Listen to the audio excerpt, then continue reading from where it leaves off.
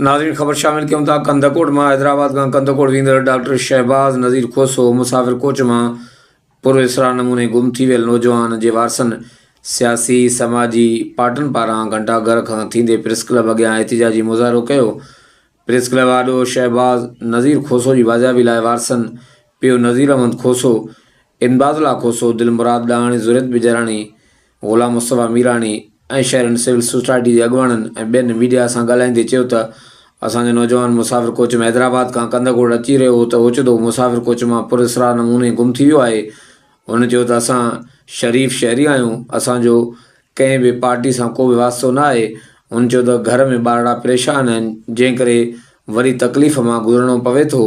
हुननि मुतालबो कंदे chief justice of Pakistan, field marshal Pakistan, सदर पाकिस्तान ऐं वज़ीर आज़म पाकिस्तान मोहम्मद शहबाज़ शरीफ़ खां मुतालबो कयो त डॉक्टर शहबाज़ नज़ीर खोसो खे आज़ादु कयो वञे, ॿी सूरत में एहतिजाज जो दायरो वधायो वेंदो।